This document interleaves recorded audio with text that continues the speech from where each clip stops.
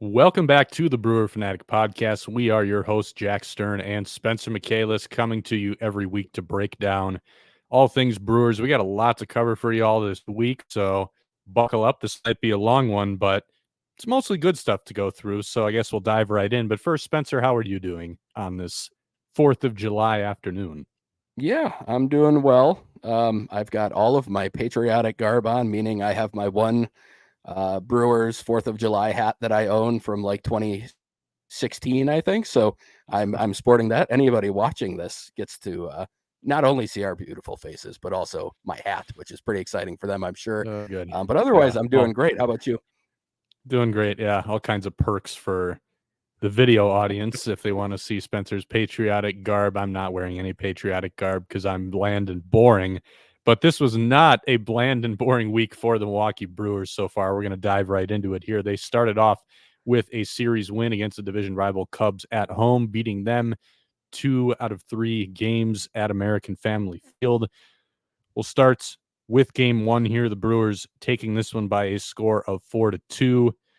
All 6 runs in this game, scoring in the 4th inning. So kind of a concentrated offensive day for both sides here. Cubs getting on the board first. They grabbed 2 off of Colin Rea in the top half of that 4th inning on a Seiya Suzuki home run and then an RBI single by Dansby Swanson. But then the Brewers coming back on a grand slam by Jackson Chourio.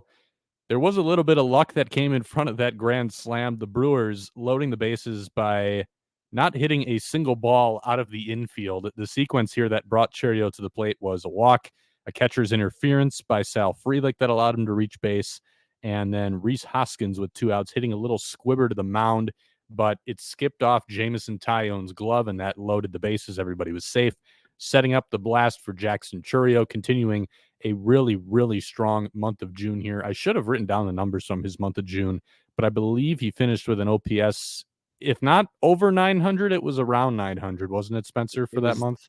896 or 897. I don't remember Yeah, it which for was sure, but yeah. one of those 2 numbers specifically, though. Your memory's good enough that you know it was a very I specific saw it like non-round yesterday. number. Okay. It was Yeah. in that range of 895-ish. I'm pretty sure it was one of those two. Okay. If we're wrong about that, everyone can come and scream at us. But I think we're in the general vicinity. It was a really good month for Jackson Chourio in June. Good to see a little bit of growth from him there. Hopefully he can start to kind of parlay that into the rest of the season, even if he's not quite on that level the rest of the way. Just a sign that he's making some adjustments now. We've seen him lay off more pitches out of the strike zone. That at bat in particular as well, he got down 0-2 and then was able to kind of wait back on a hanging slider from Tyone that he was able to get to. He said Freddie Peralta actually was the one who kind of tipped him off, like, hey, he got you with this pitch last time. He might try to do it again. So he was ready for it. Just a good at bat by Chourio, taking advantage of a mistake there, even when he was in a pitcher friendly count. Colin Rea, like I mentioned, got the start in this one. He went 5 1/3 innings, allowing just 3 hits, 2 earned runs, walked a couple, struck out 8 batters. That was a season high for him. He struck out the side in both the 3rd and the 5th innings. And really, the story of this one for him was settling down after a little bit of a shaky start. He allowed back-to-back free base runners to start the game. He had a walk and a hit by pitch, but really started to lock it in after that, mostly cruised the rest of the way, really just outside of that home run by Suzuki. And he talked a lot about just improving his pacing as this one went on. I think maybe he felt the game was going a little bit too quick for him early on, so he just kind of took a step back and was able to kind of slow things down a little bit, execute some pitches better, get back in the strike zone a little bit more, and just another solid outing for Colin Rea, which has really been the theme all year for him. Some other key moments in this game. Cody Bellinger was doubled off on the bases against Elvis Peguero to end the 6th inning after Rea departed with a man on base. So that was a pretty significant play in the game because the tying run had been at the plate, but instead it turned into an inning-ending double play. I was covering the game, so I was there watching it, and believe it or not, sometimes it's almost easier to miss things when you're in the press box because there's kind of just a lot of things that you're looking at once, so it can be easy to miss something real quick. You also don't get to sit on your couch and watch all of the angles that replay is going to give you on TV. We have monitors up there, but again, you're kind of trying to mostly split your attention between maybe something you're looking at if you're sending out live updates or the field, or then you can maybe sneak in a quick glance at the monitors. So But I guess I can kind of pass it off to you to kind of break down what happened more. But if memory serves me correctly, he was running on the pitch, right? And that's kind of Yep. what started this whole thing. He was running on the pitch, and then it looked like once that ball was hit in the air, he just kind of lost track of his bearings a little bit as to what was going on. Yep. That's exactly what it was. And I don't, in the moment, I was wondering, I was like, oh, maybe the middle infielders deked him out a little bit, pretended they got a grounder they were turning to. And then they showed the replay. And other than the possibility of maybe somebody like one way you can deke a runner legally, verbally, is to yell like cut four as the shortstop. Like you're trying to pretend like you're getting a throw to home so that Bellinger thinks the ball's in a gap or something. You're allowed to do that. You can't say something like back or you can't do things that are purposely meant to like deke somebody out, and it's verbal interference in that regard. But that might have happened, but it looked to me like Bellinger just never found the ball and kind of decided, well, hopefully it's down, and decided to round second until finally he saw the third base coach telling him to get back. And by then it was way too late, but it didn't really look like it was anything the Brewers did to trick him into doing it. He just never found the baseball. And for some reason, his instinct was to say, all right, well, hopefully it's a hit. And it obviously was just a routine fly ball to center. So yeah, just more poor base running than anything, it seemed like, but you never know. It might have been something where Terang and Adames were able to trick him a little bit, but it just looked like a mistake on Bellinger's part. Pretty big play that helped the Brewers in that situation there as we were getting into the later half of this game. Jared Koenig followed Peguero. He recorded 4 outs in order, striking out 3, got out of a jam against Patrick Wisdom in the 7th. So he did a really, or was it the 7th or the 8th? It was the 8th, I think. Yep, that would have been the 8th. Yeah. Or was it? I don't know. I'm bad at math. I'm trying to run this back. This was a while ago. But bottom line is he got out of a jam, striking out 3 for the 4 outs he recorded. He would then go on the injured list the following day with a forearm injury is what they're describing it as. He also got his elbow checked out as part of that. We'll touch on that a little bit more as we get later into the show for the injury update section. But it sounds like right now he's avoided a major injury and everything should end up being okay after some of the swelling subsides. But really, really good game one here for the Brewers to kind of take charge and coming through with the big hit. Jackson Chourio bullpen doing a nice job behind Colin Rea. Game 2, the Brewers would drop this one by a score of 5-3. The Cubs took a 2-0 lead off Tobias Myers on his first 2 pitches of the ball game. We had a single and then a Michael Busch homer right away. So the Cubs coming out swinging. This was an interesting outing for Tobias because it was definitely a day where the stuff in the command were not, I wouldn't say they were good, but he was still able to grind through and give the Brewers 6 innings in this one, which I did not think he was going to pitch that deep into the game just based on the way it was unfolding. And he dealt with a lot of traffic too in this one. 7 hits, 2 walks. So he was navigating traffic for much of this game, but he did strike out 6. Quite a few of them were strikeouts looking as well. And really the theme of this one was he got into trouble, but he made some really good pitches when he needed to. He also probably got a little bit lucky on some batted balls, but he also did make some good pitches when he needed to. The sequence that stood out to me in this one was when he had the bases loaded in the 5th inning, Christopher Morel is up. Struck him out on a really, really good sequence. I loved the way that they pitched him here. First of all, Christopher Morel just in general is aggressive enough where you can get him to chase pitches, and the Brewers knew that. So they started him with cutters down and away out of the strike zone, and Tobias was able to get some swings down there to get it to 2 strikes. And then as soon as that happened, they went to the elevated fastball up and in. First one he took for a ball, but then he doubled up on it, which I love it when catchers and pitchers double up on pitches because just because you didn't get to chase the first time doesn't mean you have to go away from that pitch. So they went right back to it and they got him to swing through it. So a big strikeout for Myers there to escape the jam. The Brewers, most of their run output today was simply just benefiting off some Cubs incompetency, basically. Sal Frelick and Andrew Monasterio ended up at 2nd and 3rd in the 3rd inning after a botched rundown. Monasterio hit a grounder that should have been a fielder's choice, but Frelick ended up getting out of the rundown, He was called safe at third, and throughout the process of this rundown, Monasterio was able to get to second. So Sal executed it the way you want to, giving that back runner time to take the extra base. And then he was also able to avoid the tag and sneak into third there. So Milwaukee in a good spot there. Then Bryce Terang bunt singles, and that ties it at 2. And really just that's kind of how the whole sequence went down for the Brewers, just taking advantage of some not so great plays by the Cubs there to get back into this game. Then Jackson Chourio coming up in the 4th inning. Brewers down 3-2. He doubles to lead off the frame. Rhys Hoskins singles him to third, and then Sal Frelick scores him on a ground out. So that's how we end up in a 3-3 ball game. It would hold there for the rest of the afternoon until we got to the 8th inning. Joel Payamps coming in, and this was just a really, really bad outing. There's no way to sugarcoat it. The way the sequence went down was leadoff walk, Ian Happ 2-run homer to get us to the final score of 5-3, then another walk, and then the only out that Payamps recorded in this outing was a pickoff, and then another walk. And at that point, Pat Murphy went back to the bullpen. And what was interesting about this one was Joel Payamps, for as inconsistent as he's been this year, the walks have usually been the one area where he hadn't struggled. He had just 6 walks all year entering that outing. It's a 5% walk rate. And then he walked 3 guys in that outing, 3 out of the 4 he faced. So this was just not a good one. And some kind of damning words from Pat Murphy in the postgame afterward. He basically just came out and said, like, that you can't do that. You can't be called on in a high leverage situation and just not throw strikes and give guys free bases. He said, I don't care about the home run. Like, that's going to happen, but the free bases cannot. You got to be able to get into the strike zone there. You got to be able to throw competitive pitches. And that's just not a good outing for a leverage reliever. You got to be a little bit more competitive than that.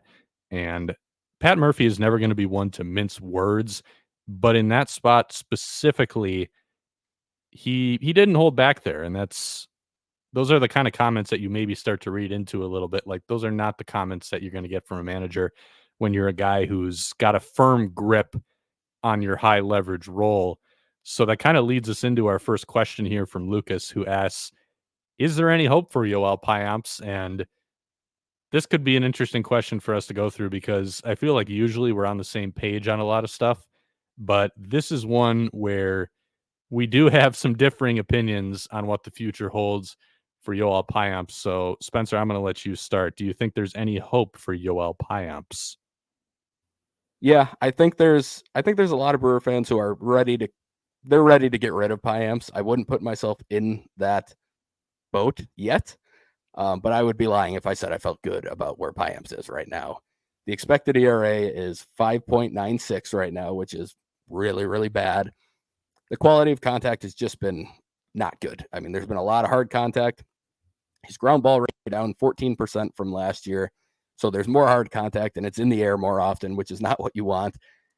The strikeout rate is down quite a bit as well. Interestingly, the whiff rate has pretty much held the course from what it was last year. So that's interesting to me. But the combo of hard contact, fewer ground balls, fewer strikeouts, it's not a good combo. And I know you wrote about this, but the slider, which was arguably, not really arguably, it was his best pitch last year, has really taken a step back as well this year.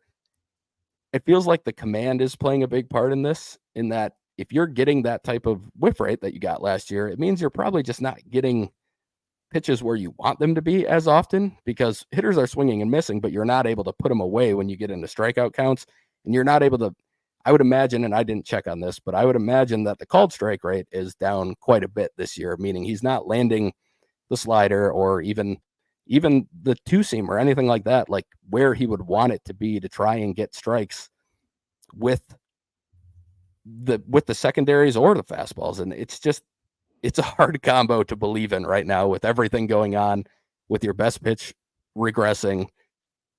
I know you have belief in him, and you were always the high guy on Payamps, and you were the one who convinced me to maybe believe I'm in him. biased, but you were always the guy who convinced me to believe in him last year, and you absolutely were proven correctly. But I do think that there's always an element of relievers are volatile. We know that. We talk about it a lot. And there's a lot of peripheral stuff that just does not look good. And I know if you went back like 3 or 4 weeks, it all looked a lot better than it does right now. But we're over the halfway point in the season, and all of this stuff looks pretty bad, and it's a big sample now. So I'm curious to hear your thoughts on it, because I know you're going to disagree at least partially with me on this. So I want to hear what you've got on Payamps here. I'll start with, I just looked up the called strike rate after you brought that up because I'd never considered that. It's down from about 19% to 16.5%, so it has gone down. That's not nothing. Yeah. So it is something. He's not getting the called strikes. I guess for me, what it just comes back to is more than anything, so much of it all seems to be concentrated to one pitch. And that's what keeps me from jumping ship. Like, there's no way around it now. The batted ball numbers are awful right now. I mean, he's getting smoked when he gives up contact. But the biggest reason that the whiffs have held is because the fastball combination has been more effective than it was last year. Yeah. He made a couple of adjustments that I really wanted him to make. He's throwing the four-seamer more. And when he throws the two-seamer, he's more focused on getting it in than getting it down, because he doesn't really throw a sinker. It's more of a runner.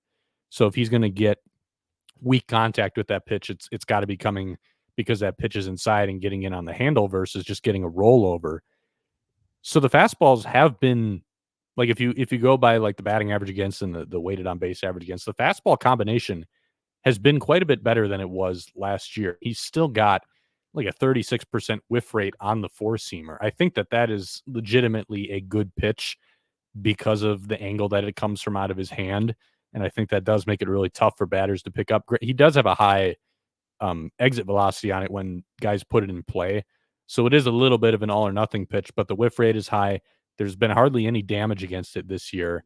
It probably is responsible, though, for some of those warning track flyouts you were talking about. But I'm still not jumping ship yet, just because it all seems to center around this one pitch.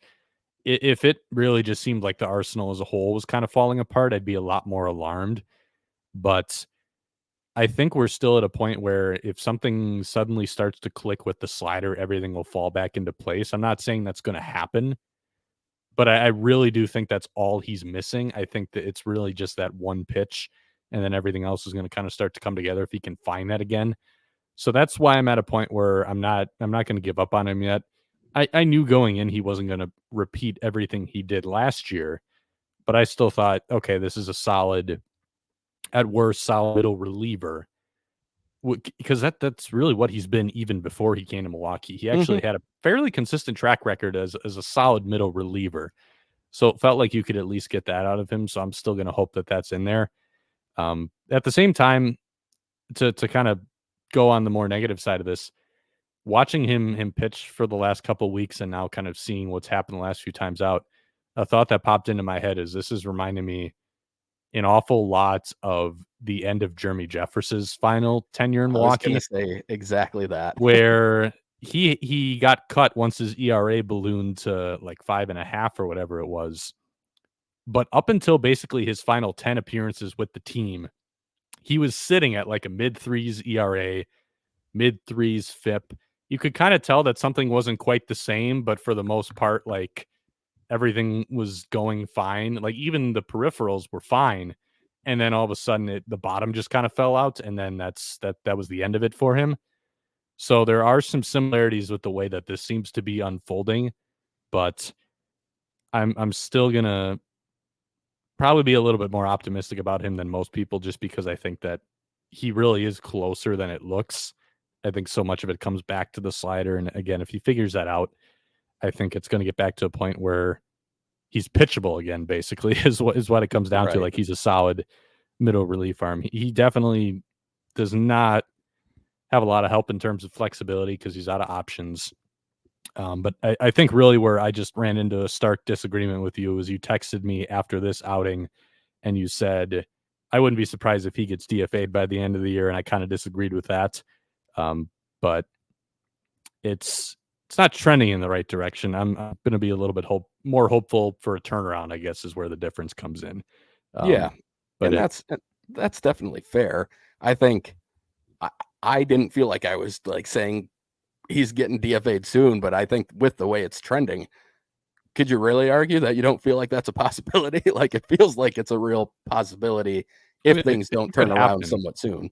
It could happen. I feel like we're so far away from that still, but the things can change quickly for relievers.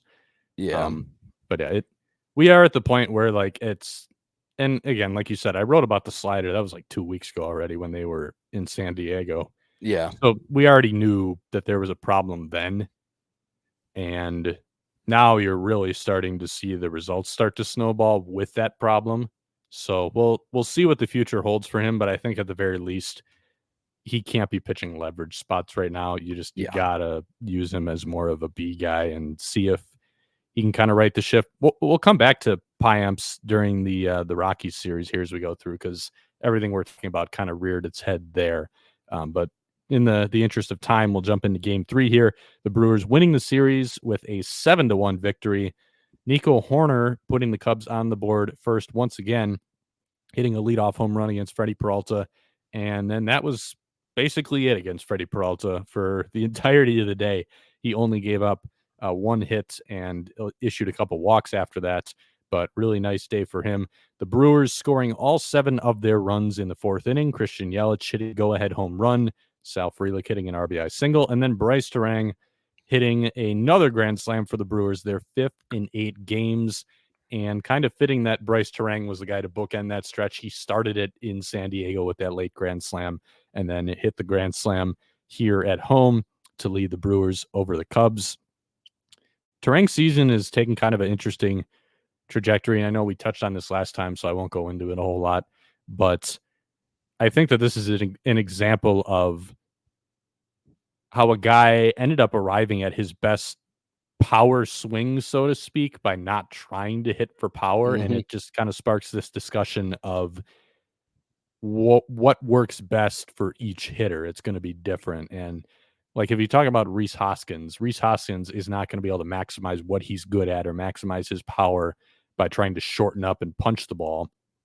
Rhys Hoskins is a big, strong dude, and because he's so big, he's got a longer swing.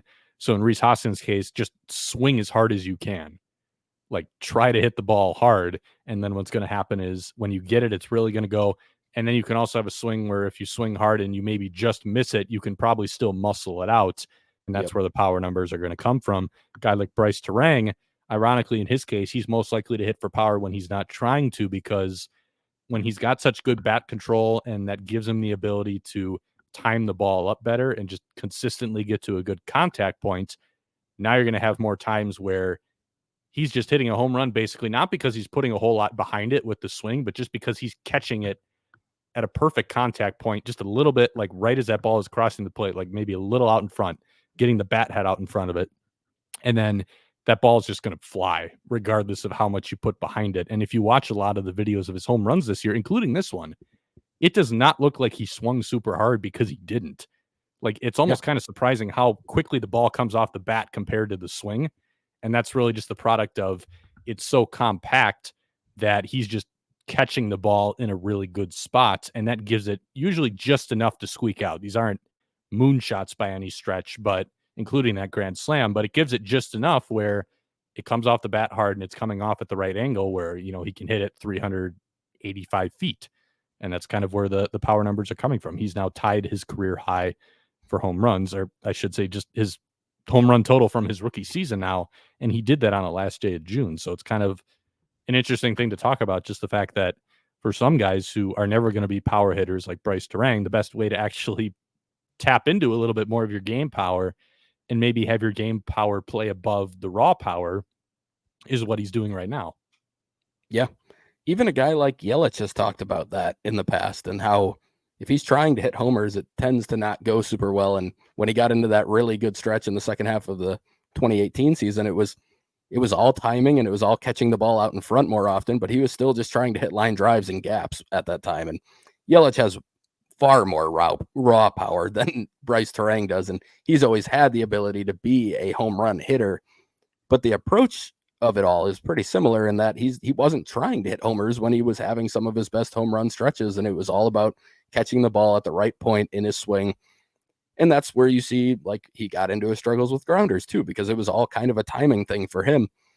And yeah, I think for a lot of these guys, I think Sal Frelick for a chunk of the season, and we touched on it last time too, so I won't go too far into it, but was trying too hard to hit the ball for power, and it was actually sapping him of some of the exit velocity that he's been generating a little bit more lately. He's had a few more triple-digit exit velos recently with a more calmed down swing, with the swing that I watched him have most of his minor league career. And I think that's just something, and we'll touch on someone else who came up in the next series, but he's even looked like he's calmed down his swing a little bit, Garrett Mitchell, and he's hitting the ball very hard. And the few balls he's put in play so far have all left the bat pretty hard. So I think there's real science behind that, and just in terms of logic for a lot of these guys, it makes some sense because if you're trying to do too much, you actually muscle up.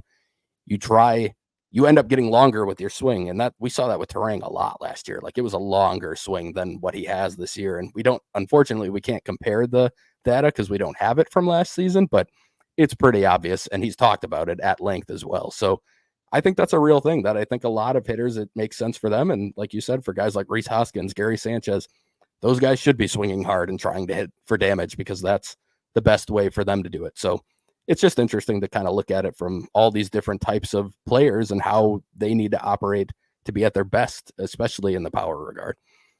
Last thing I want to touch on from this game is just a little more about Freddie Peralta's outing today.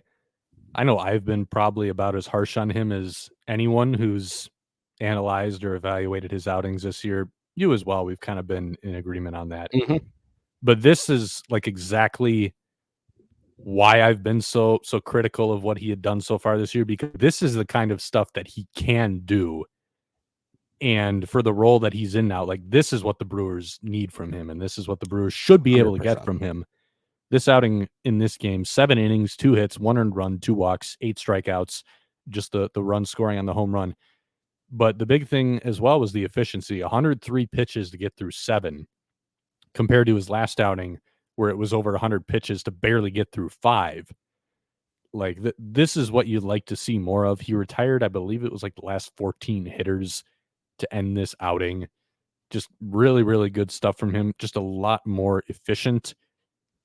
He still made some wide misses with 2 strikes, but it wasn't as bad as we had seen before. He also had fewer counts that got to 2 strikes as well, so that's also part of it. But I do think this just still illustrates for you, like, it's in there. And this is what you're hoping to see. Not every time out. I'm not saying it needs to be 7 innings, 1 run every time out. Right. But more outings like this than the outings where he's kind of having to slog through it. Yes. And that's really what I think it comes down to. But he was fantastic in this one. One of his better starts of the season, and to do it against a division rival, 2 at home. Not to mention that, but also when you were staked to a big lead. Like, this is exactly what your job becomes the moment, especially the moment when you have a big lead. Like, if you're at the top of the rotation, they're going to want you to try to eat some innings no matter what, just to get a consistent output from you. But especially once you've been given a big lead like that, then the approach becomes even more just be on the attack. No messing around. You basically got to force them to hit you if they're going to beat you.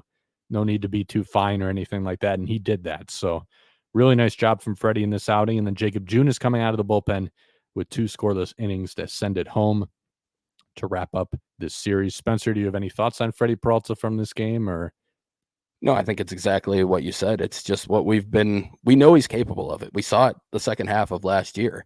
He did this a decent amount of the time. And like you said, we're not expecting it every single start. This would be, if he did this every start, Freddie Peralta is going to put himself in Cy Young conversations. Like, we're not expecting that, but he's capable of this. And this is 3 starts in a row where at the very least, he's done pretty decently under the circumstances. His one against the Rangers wasn't great, but he got through 5 with only 2 earned, and he did fine. And he had some strikeouts in that one. The Angels start before that was a really solid start as well. It seems like we're starting to see a better version of him, and you're going to have those 5-inning starts from Freddie. We've talked about that before. It's part of his game. He will be somebody who does get a little inefficient at times on the mound, but it was really frustrating at times watching him just not even be competitive. And I would say in that Rangers game, he had moments where that was the case, but it wasn't consistent.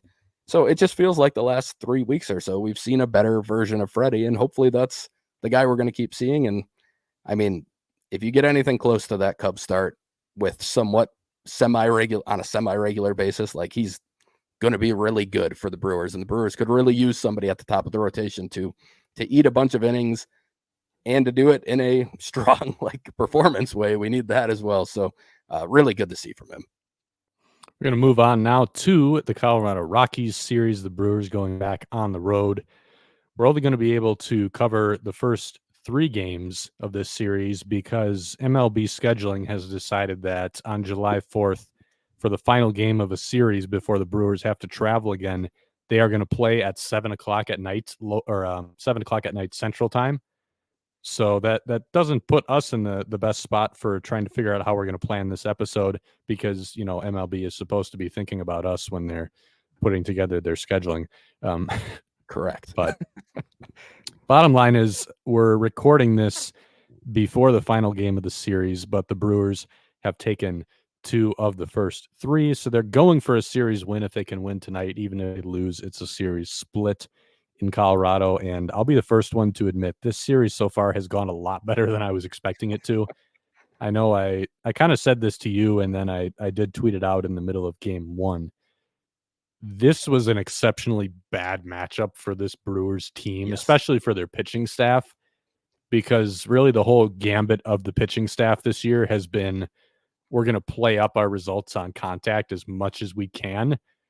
Coors Field is not the place where you go to play up your results on contact, especially on non-ground balls. And the Brewers do have some guys in this rotation who the contact that they're getting outs on is not always ground balls. They're not necessarily huge ground ball guys.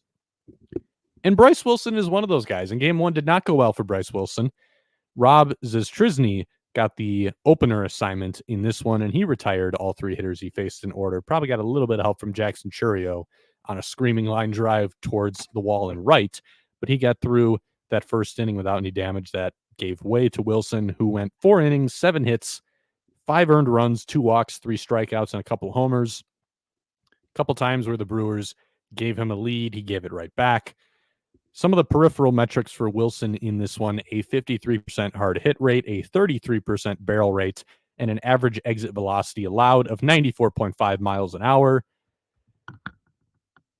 Bryce Wilson, really nice guy, really good teammate too, and there's a lot of value in his ability to just kind of slide between roles as needed. That's not an easy thing to do, so he deserves some credit for being able to transition into the starting rotation and for it just not being a total disaster, because you can't do this with everyone just kind of stretching back out all of a sudden during a season. He did stretch out in spring training, but then he pitched for probably like 2 or 3 weeks out of the bullpen.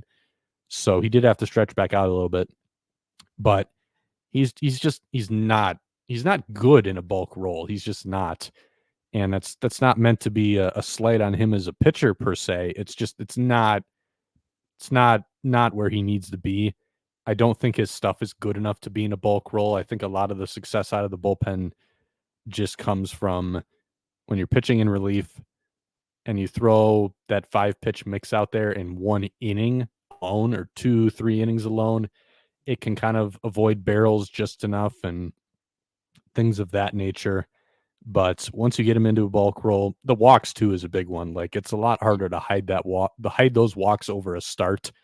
I mean, if you're coming out of the bullpen and you walk 1 guy, it's not terrible. You can get away with that. But if you're coming out as a starter and almost every inning you're putting some runners on base, or not every inning, but with regularity at the very least, I'm going to read off some of the peripherals for him since moving into that bulk role. And I say bulk role because they haven't all been starts. It's kind of been an even mix of traditional starts and then following an opener. But either way, he's being counted on to provide the length of a starter. So we'll start with April 24th because that's really when every outing started to be a bulk outing. 64 and a third innings pitched, a 4.5 ERA, which is largely fine. But then you start looking at the 5.23 FIP. You start looking at the K to walk ratio. He's averaging under 2 strikeouts per every walk. So he's got a low strikeout rate and a high walk rate. That's not a good combination. And again, that gets harder to mask in longer outings. 1.5 home runs allowed per 9. Average exit velocity allowed of 90 miles an hour, a 9.5% barrel rate, a 49% hard hit rate.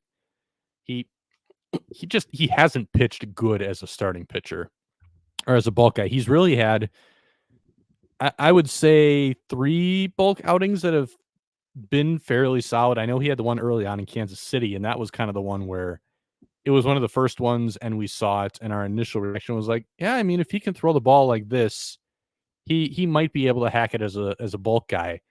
He generally has not thrown the ball like that since that outing. He's had a couple since then that have been legitimately good. I can't remember who did he pitch against before this, but that outing was The pretty Rangers solid, like one was good. legitimately solid. Was it Yep. the Rangers? Yeah.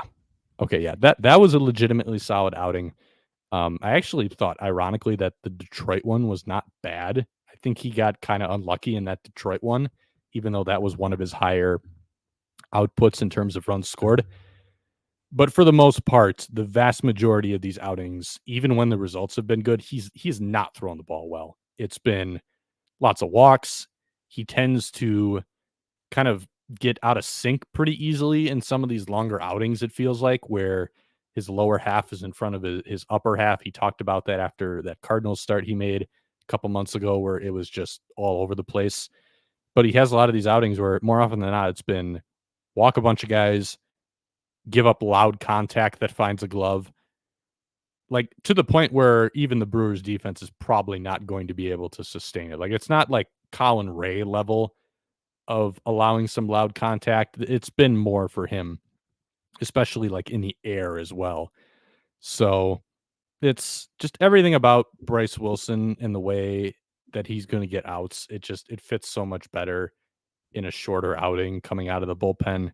Just all the context surrounding an outing like that. It works in his favor a lot more than a bulk roll. And we'll get to this after the Rockies series, but the Brewers might now be in a position where they're able to scoot him back into the role that fits him a lot better. But if this did end up being one of his last bulk outings of the year, it was not a good one. So, like I talked about, the Brewers did their best to keep coming back in this game offensively, but Coors. The Brewers had a 3-run fourth on 5 singles, including RBI hits by Churio and Perkins. They then took the lead in the 5th on a William Contreras home run, but Bryce Wilson gave it right back. Ironically, I actually thought this was his best outing of the night. This 5th inning where he gave the lead back, because that was a little bit more of some bleeders finding holes than the snot rockets he was allowing through the first couple innings he was out there. But either way, still not a good outing for Bryce Wilson. The Brewers then coming back after his bulk outing, tying it in the 8th inning with 3 more runs. Christian Yelich hit a triple. Adames drove him in with a single. Frelick got a base hit, and then Rhys Hoskins hitting a sac fly to plate Adames. Elvis Peguero, though, unfortunately giving it right back again, because Brenton Doyle hit his second home run of the game. He hit one against Wilson earlier. This has just turned into the Brenton Doyle breakout series, who, by the way, was a highly regarded prospect with the Rockies. So it's not like this guy is coming out of nowhere. I know he struggled a lot as a rookie last year, but he was one of their better prospects. So there is some legitimate talent here that's behind what he's doing. It's not just some random scrub who's beating up on the Brewers in this series. But basically what happened then, game was tied. Brewers coming up in the 10th. This was really the killer here when they failed to score in the 10th inning with the free base runner. I haven't looked at the numbers on it, but I would be willing to bet that in general, if you don't score in the top of the 10th as the road team, that's about as close to a nail in the coffin as you can get in these games. And the Brewers unable to score. Willie Adames popped up. Sal Frelick did reach on a walk, so he and Yelich then stealing to get to second and third with 1 out. The real killer here was Rhys Hoskins just hitting a weak chopper to third, and the contact play was on, thrown out at the plate for the second out, and that was really what killed this whole inning. Garrett Mitchell then striking out to finish it off. That brought us to Joel Payamps, who we talked about for several minutes not long ago.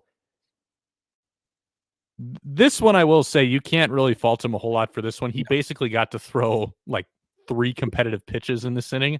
I don't remember what the exact number is, but it couldn't have been a whole lot more than that, because he got the first out, and then consecutive intentional walks were called. The Brewers didn't want to pitch to Brenton Doyle, which makes sense. But then once you walk him, they just decided to walk Nolan Jones as well, because then you're setting up the force out at the plate, and you can get that lead runner for sure.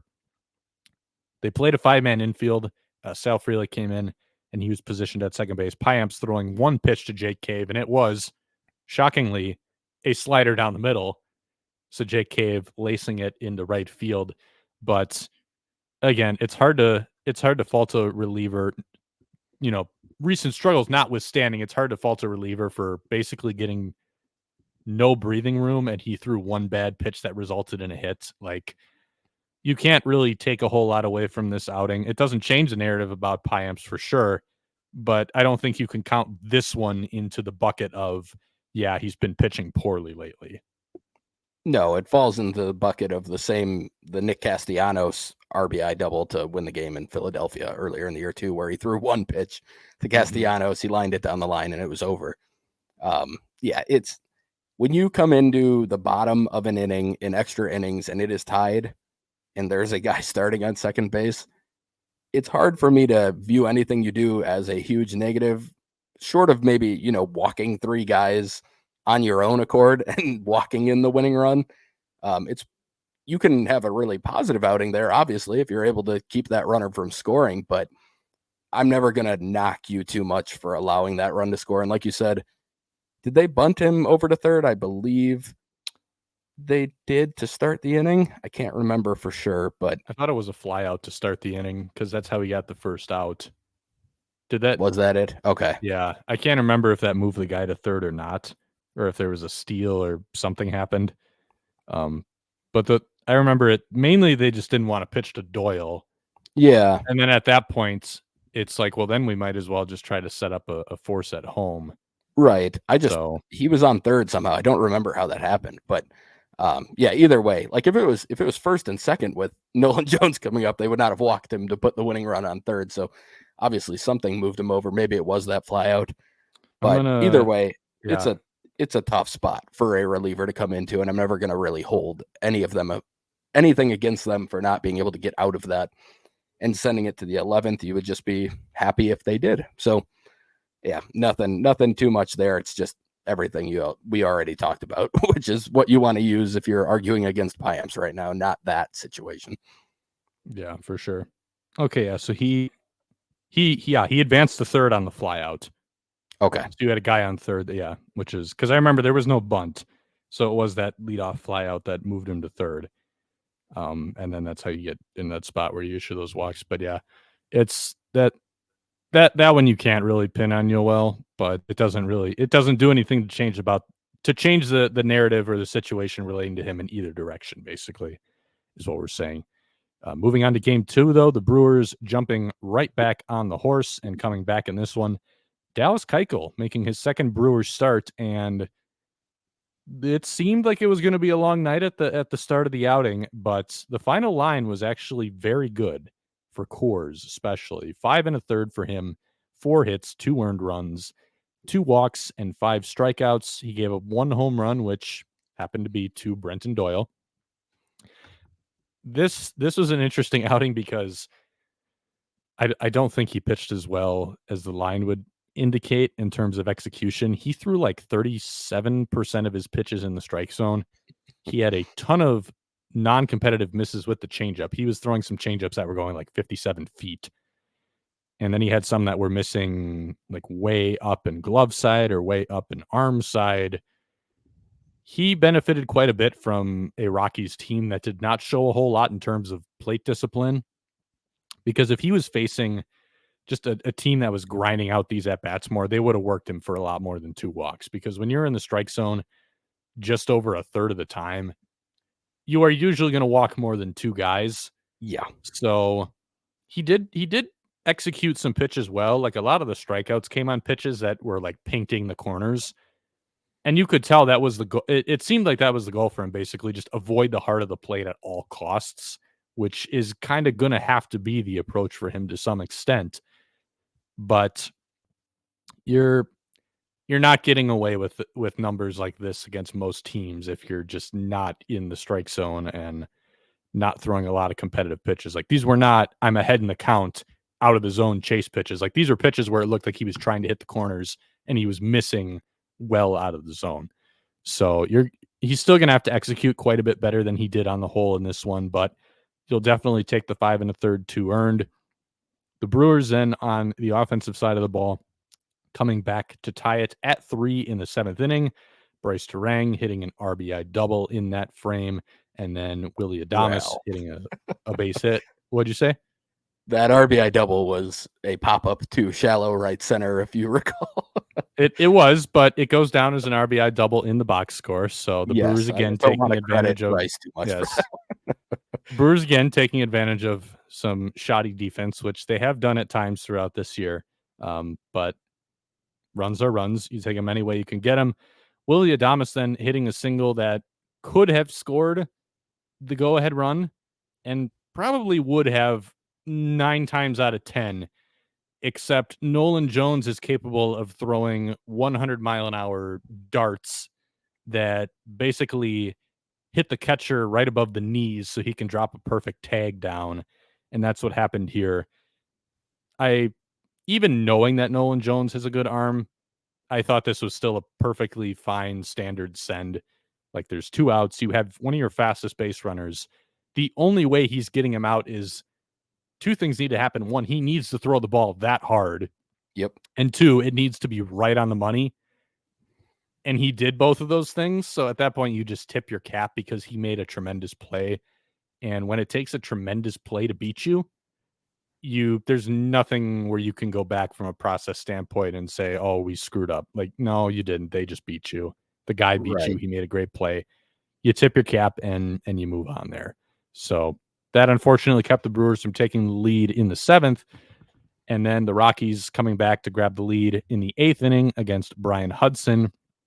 And this was a little bit of an interesting sequence here. So it was a walk to Ryan McMahon, who then advanced to second base on a William Contreras back pick throwing error. And then he scored on a double by, guess who, Brenton Doyle. And I don't think I hadn't really said this publicly, but I kind of said it to you in private, even early in the year. Yep. Just my gut when William came into the year doing all these back picks, I think I told you I don't like that. I feel like it's got just way more of a potential to go wrong than anything you could gain from it. So immediately when this sequence happened, obviously jumped out to me. And I went in and I looked at it after the game, and because I wanted to write about it for one of the lead stories at Brewer Fanatic the following day, because it was timely at that point. And this was the first time I'd really sat down and looked at the numbers. And basically the conclusion I came to is I'm still not really sold on the back pick being a useful play or being something that in a tangible way seems to help you. But at the same time, it doesn't really seem like it's going to hurt you a whole lot. Like plays like this actually happen far less frequently than I thought. Like that was it. Basically, it was his second back pick throwing error, and he's got 2 back pickoffs. So by that measure, you're breaking even. But if you break it down by run expectancy, outs are more valuable than an extra base. Like this is why sack bunting has gone away, Right. because outs are much more valuable than an extra base is. So you don't want to give up an out to move up a base. So basically, that means that if he gets a guy out on a back pick, that is more value for the Brewers in terms of run scoring or keeping runs off the board, I guess, run prevention. If he picks a guy off on that, it's more valuable for run prevention than a throwing error hurts the run prevention. So that you have to consider as well. So by that framing, he comes out slightly ahead. It's still pretty close to breaking even, but he comes out ahead. The run probability swing there is like 0.2 runs in the direction of the Brewers for their pitching staff and their defense. And then you also look at, it's also not just picking guys off. It's also just the general concept of if you have the ability to do that, it's going to hopefully deter guys from either running, or it's going to maybe lead to them shortening their leads a little bit, things like that. The stolen base numbers have gotten better for him this year, but they've also gotten better across the league for catchers. Or I should say, the better way to frame that, stolen base success rate has gone down across baseball this year by about 3 percentage points. But the gains that William has made in that area have slightly outpaced that. So he was a below average catcher last year at controlling the running game. He's been about average this year. But again, I don't know how much you can contribute or how much you can attribute that to the back pick play, because also holding runners is far more the responsibility of the pitcher than the catcher. we talked to Pat Murphy about this on, I believe it was the last homestand. If not, it was the one before. But he said I would estimate about more than 80% of the responsibility for the running game falls on the pitcher. That includes leads, stolen base success rate, all this stuff. So then if you frame it that way, then you're back to, well, is the back pick really doing anything? So I guess where I've kind of settled in is I don't know that it helps, but it doesn't hurt. So, you might as well. That's kind of where I'm at with it. I don't know how you feel about it. I know you always liked it more than I did going into the year. Yeah. I do think as a pitcher and a pitching coach that the risk obviously is there, and we saw it in this Rockies game, but the ability to at least keep that in the back of a hitter's mind, or a runner's mind, I should say, I do think it matters. And I mean, I was a two-way in college, and if I did have a catcher who was throwing behind, it was going to cause me to shorten my secondary at least a little bit. Makes it less likely for you to get a good dirt ball read, potentially get an extra base on that. Shortening the secondary could cause it to make it more difficult for you to go first to third on a hit. So I think there's other things involved in it too, beyond even just stealing bases, where the ability to keep a runner just slightly on his heels can change certain outcomes of different things. I don't love it. I wouldn't say it's like my favorite thing that he does. And I do think there might be times he's cost his pitchers strikes and stuff as well, because he's focused on coming out of his crouch and making throws. And that part of it too can be accounted for. But I do think there's value to it when done right. And like you said, it's basically been an even split in terms of costing a base and also taking a runner off of the bases. And I will also say on this Rockies one, if Jake Bauers was at first base, that ball's not getting to right field. Rhys Hoskins could not have played that throw worse. He fell on his back and it bounced right over him. I mean, just stay in front of it and knock it down. And it wasn't that difficult of a throw to keep in front. So that one I would put on Rhys almost as much as Contreras, but also, I mean, that's part of the risk in doing this type of stuff. And I wouldn't say it's my favorite thing, but I don't hate it. I definitely have more of an affinity for it than you do. This is a special week. We're finding multiple topics where we don't quite see completely eye to eye on. I feel like that doesn't happen very often, but it's one of the great things about this game. You can have two people who both have well-reasoned ways of looking at it, and you might not arrive at the same conclusion. That's what's beautiful about all this. If everybody thought the same thing, life would be very, very boring. The Brewers ended up coming back to take the lead in this one, and they would have the last laugh. A 2-run ninth inning that's in what seems to become a little bit of a theme for some of these rallies when the Brewers are winning lots of games. 0 hits past the infield. Not zero batted balls past the infield, but in this case, 0 hits past the infield. The sequence in the ninth inning went Andrew Monasterio infield hit, Bryce Terang walk, William Contreras pop out, Christian Yelich infield single that was headed straight for second base, but was deflected by the pitcher, so everybody reaches. Willie Adames hitting a sac fly to tie it. Garrett Mitchell drawing a walk to load the bases up again. And then Rhys Hoskins getting hit by a pitch with the bases loaded for the winning run. Trevor McGill then coming in and nailing down the save for a Brewers 4-3 win in Game 2. Something I do want to highlight for somewhat self-serving reasons is Rob Zastryzny again pitching in each of the first 2 games of the series. In this game, he came in during that 8th inning when Brian Hudson was struggling, which that was probably that's not a good outcome for Brian Hudson, because not only do you lose a lead there, but he also threw a lot of pitches. He had to work through a lot of long at-bats in that one, so he might be down for a little bit. His usage has been a little bit of a topic of discussion lately. Pat Murphy has kind of hinted that he might, I'm not going to call it a recovery problem, but it doesn't seem that he bounces back nearly as well as most relievers. Right.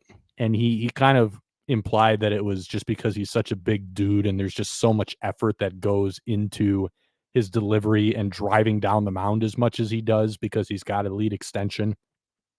So I do believe this is the right way to use him. Like, you get your 2 or maybe even more than 2 from him, and then he's down for 3 days or something. I think that's the best way to maximize him.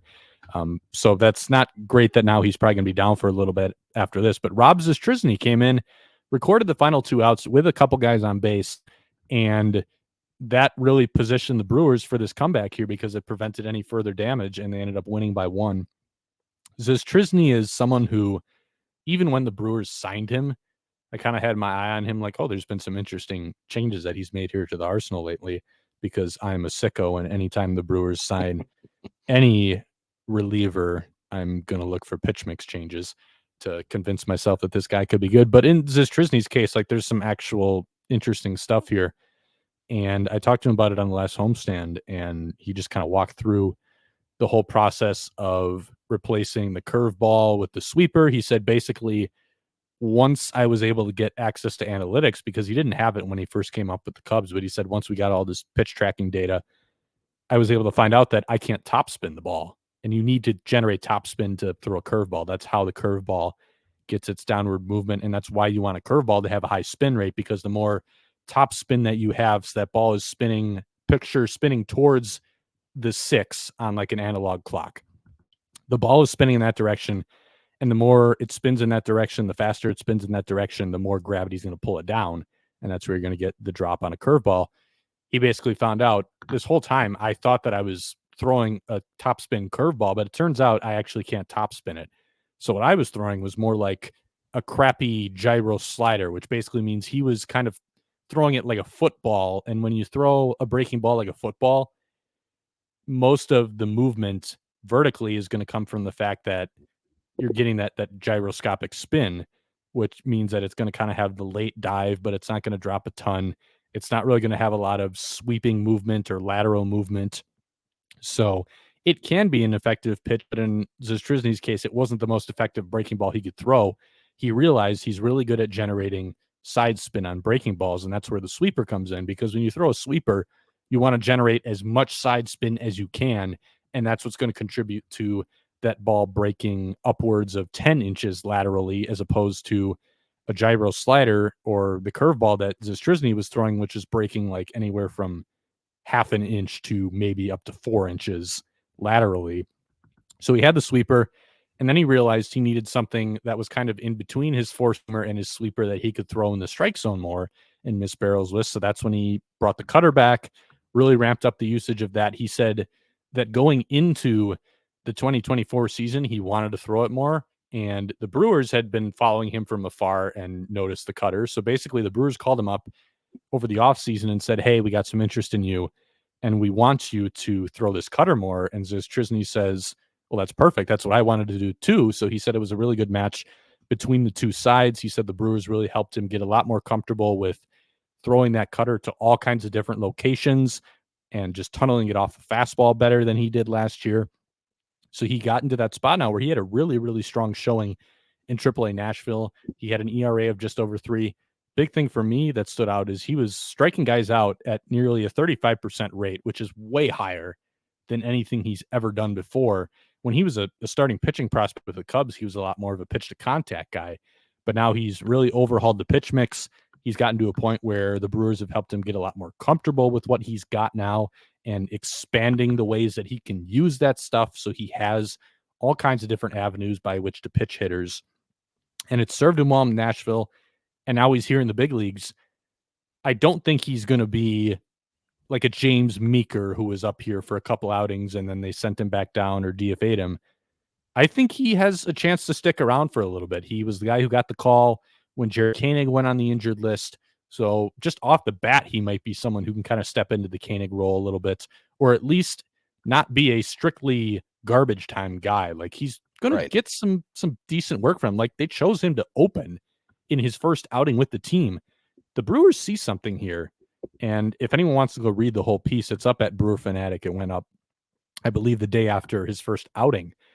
But there's something here, and this might be the next guy who ends up making a fairly decent impact for the Brewers. Are they going to be able to roster him the whole year? I'm not sure, because he's out of options. But I don't think this is just going to be a 3 outings and he's done type deal. Like, he's going to stick around for a little bit, I think.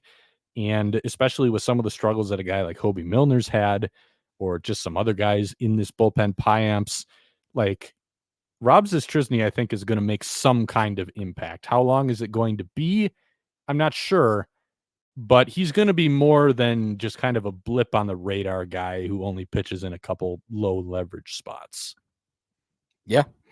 I'm with you on all of that. I'm getting most of my info from your article, so I'm not going to convert to have any argument against any of that. But I will say we can move on after this. But if you haven't read the article, you should go read the article. And I'm not just saying that because I know Jack and I'm doing this podcast with him, but I genuinely learned some stuff about just general pitch design, generally how teams kind of interact with like a minor league free agent. Like that's interesting stuff to learn about and hear that, oh, a player is looking for someone who's kind of got, in this case, he was looking for someone who was viewing his repertoire and how they wanted to use it in a similar way. Like that's fascinating stuff. And I know it's not super exciting for everyone, but I do think that kind of gives a glimpse into how Jack and I tend to look at things. Like when we see any sort of move for the Brewers, that's what we start looking at is like, oh, I wonder if they're seeing this and seeing this. Like that's kind of how we think about it. So it's fun to see how they actually do things. And Jack obviously having the opportunity to learn those things in person is cool too. So check it out. And that's all I got. I won't have any disagreement on what you said. With that, we'll move on to game 3 here. This is the final game we're going to cover. Brewers winning this one 3-0. They shut out the Rockies at Coors, which is, I don't remember what the stat is. Someone said it on Bally last night. It might only be like the 3rd time they've ever done it or something.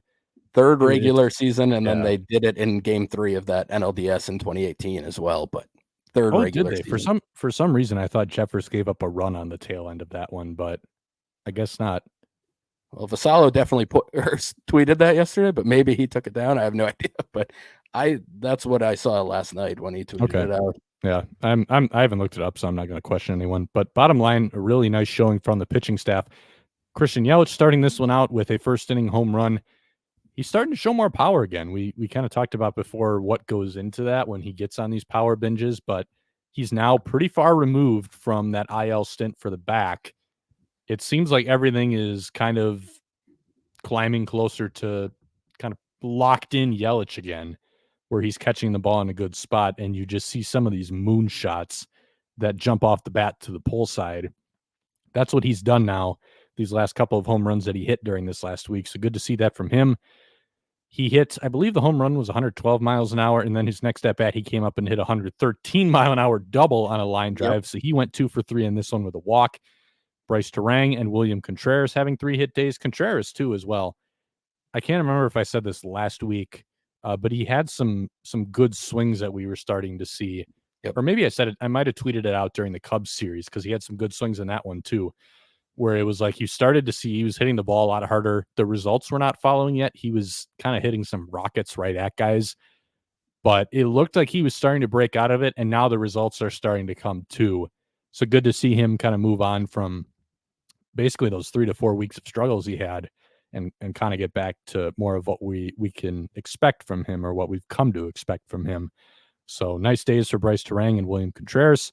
Jake Bauers hit an RBI single in the 2nd inning, and then the Brewers scoring their final run on a bases-loaded walk by Garrett Mitchell in the 5th.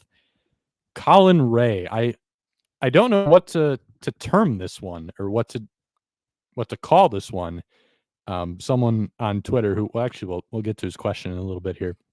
He asked me, is this a Colin Rea extra special, Colin Rea special plus? I think I said Colin Rea special gold edition was what the name that I slapped on it for now. I'm running out of names because it's like at the point where you don't even need to put a name on it anymore because everyone can just see now how good he's been. Because the whole idea behind the Colin Rea special was it felt like people are like casual baseball observers might not always see the value in a long season of just 5 innings, 2 runs, 5 innings, 3 runs most times out. Right. So, you slap a name on it and it maybe starts to get a little bit more recognition just because people can it stands out to people more that way. But now when you have Colin Rea throwing 7 shutout innings at Coors Field, do you really need to put a name on that? Or can you just say this was a really good outing? I mean, I want to go with Colin Rea special Excelsior, but that's all I'm going to add to that. No. That's a good vocabulary word. I like that. I mean,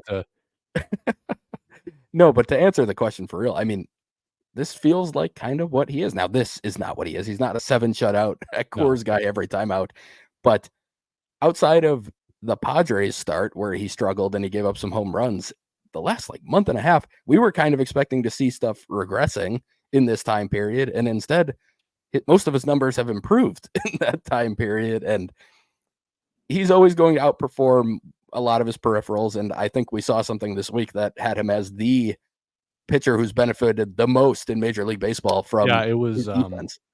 Sports Info Solutions. They tweeted out, so you can't access this publicly, but they tweeted out the pitchers who have had the most defensive runs saved behind them. Colin Rea was number one, which is like the least surprising thing I've ever seen, because we talked about it before. Like he probably he gets more benefit with the Brewers than he would with just about any other team. Like it's a symbiotic relationship that these two camps have. So it works really well for everybody. But so I think that the formula involving both Ray and the Brewers, there's a good deal of sustainability in that. Mm-hmm. Maybe not to the three. He's like at like a 3.3 ERA now. Yeah. Like I still wouldn't bet that he's going to finish there. And again, you're not going to get 7 shutout every time, but like we're at a point now where like Colin, I have pretty good belief in Colin Rea as a little bit more than just the 5 innings, 3-run guy who we saw a lot of last year. Now I'd trust him more as a 6-inning, 2-run, 6-inning, 3-run, like, or 5 1/3, like he went his previous time out. Like he has taken another leap forward from the guy we saw last year. I'm willing to say that pretty safely. Yeah. And that's impressive for a guy his age and with all the stuff he's gone through in his baseball career. Like I've said it before, but like you especially headed the Colin Rea fan club, but I was pretty early. I was an early adapter, as they say. And I mean, like he's been fantastic and just exactly what the Brewers were hoping for, if not more, when they brought him back this offseason. And I mean, they've got the team option for next year. Unless something crazy happens, you can very much expect Colin Rea to be back in the rotation again next year with how he's performing. And yeah, it's a cool story more than anything else, even like just everything he's gone through to get to this point. And now being a legitimate, solid starter on a playoff contending team. Not too many people have that in their back pocket with the type of storyline he's got beyond even what he's just bringing to the team. He seems like a great guy. Very underspoken when he's doing these interviews. I think Kurt Hogue tweeted out that he had the most understated 7 shutty in Coors Field. He was like, but that's Colin Rea. That's who he is. And yeah, it's fun to watch him. He seems like he's just like, yeah, I'm expecting to do this. And it's like, all right, cool, dude. Like, I don't think anyone was expecting that, but we'll take it for sure. And yeah, he's been fantastic. Another big reason for the success he's had is really just the adaptability, both between games and during games. And he did this again in this one. Adam McCalvey wrote a really good piece on it after the game. And one of the things he said in that piece was Colin Rea and Chris Hook actually like avoided using the TrackMan unit in his bullpen between outings because Coors is such a different animal with how the stuff is going to play. They basically didn't even want getting in his head about how the stuff might be playing differently or how the metrics would reflect that. So basically, they kind of went back to just more of an old-fashioned, we're just going to get you on the mound and we're going to see how everything's playing in this environment and we'll go from there. And it ended up working out really well for him. He also decided to make the move to drive further down the mound. His extension was up in the start. Adam noted that as well. So that's also stuff that's really interesting to me as well. Like I'm a pitching geek, so just the nitty gritty of like these little tweaks you're making for certain outings or situations, I find it all really, really fascinating. But another great start from Colin Rea. Jacob Junis once again getting the opportunity to close this one out.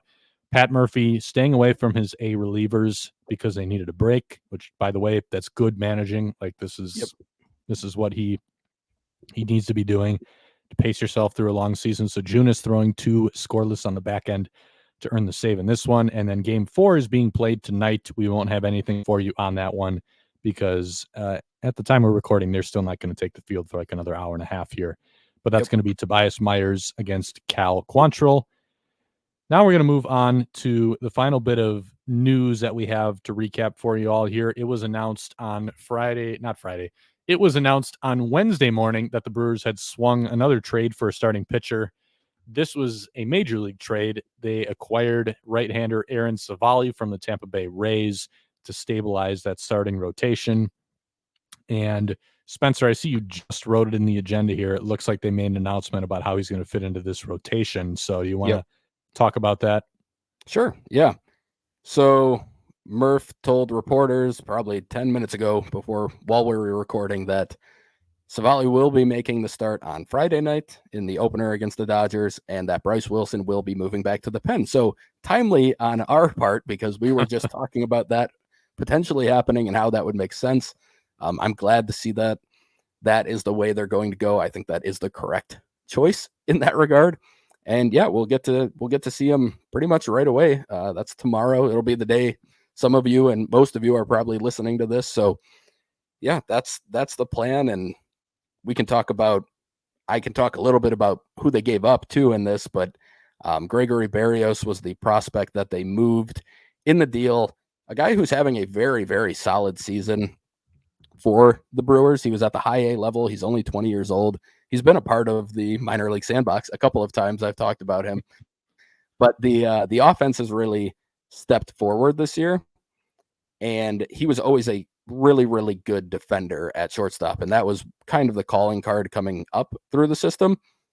But this year he's hitting over 300. He's got a 125 WRC plus. The power is not really there home run wise, but he had 17 doubles and 2 triples at the time of the trade. And he was striking out under 10% of the time. So it's a really good bat to ball profile. He just hadn't really hit that well prior to this season. He's the type of guy that the Rays tend to do pretty well with. So it makes sense for them to go after a guy like this. And it wouldn't shock me to see him tap into a little bit of power, but I think he's always going to be gap to gap. But he is a shortstop. And there aren't that many guys that are surefire shortstops at that age in the lower levels of the minors. So it's not a cheap return in terms of what the Brewers gave up, but in terms of the depth that the Brewers have at the lower levels in the middle infield, they could afford to give someone up like this. They have 3 or 4 MLB pipeline top 30 guys who are playing shortstop at times this year in low A and high A. They also have the 3 Dominican Summer League guys that I've talked about a bunch already in the sandbox, but Luis Pena and Jesus Mate especially, and then Jorge Quintana was their highest signing in that international class, and he's also a shortstop. So they just have a lot of depth, and they could afford to deal from that depth. And I'll pass it back to Jack here to talk a little bit more about Civale, but I think from the Brewers' perspective, they probably didn't love giving up a guy like Berrios in a trade like this, but it probably put them at ease knowing that they do have a lot of different potential prospects in that same like age range and level of minor league baseball. And that gives you the opportunity for at least 1 or 2 of those guys to break out and turn into legitimate MLB players the same way Berrios would. So it's just dealing from a position of depth. And that's, I think, where they were kind of looking at it from in that regard. So Jack, what do you have on, what are you expecting from Civale, and what have you seen in the research you've done so far? Well, first I'm going to start by saying it's the most Spencer thing ever to talk about the player they gave up before talking about the player they brought in. So I'm glad that we were able to deviate from the norm by doing it that way. But Civale, just for some background, is a guy who began his career with the Cleveland Guardians, and during that time, he was largely a solid back of the rotation guy, maybe middle of the rotation guy, had an above average ERA during his time with the Guardians, really maxed out last year when he began the year with them. He had an ERA, I believe it was around 2.5 up to the trade deadline. He was actually one of the not higher profile, but like one of the higher likelihood names to be moved, and a guy that more people were watching as a trade candidate. So the Rays picked him up. That was another 1-for-1 swap where they gave up a prospect for him. But he's one of the rare cases where as soon as he went to the Rays, everything got way worse for him, because usually when the Rays acquire a pitcher, it seems to go the other way around. But he pitched to an ERA north of 5, both after the Rays acquired him last year and this year with the Rays. I believe he's been a little bit better as of late, but still sitting on that very high ERA. The FIP is a little better, but it's still like 4.7, which is not good. It's still well below average. what really jumps out to me with this is he's just the perfect Brewers pitcher. One, he's got another year of control left. The Brewers like to get guys who have another year of control.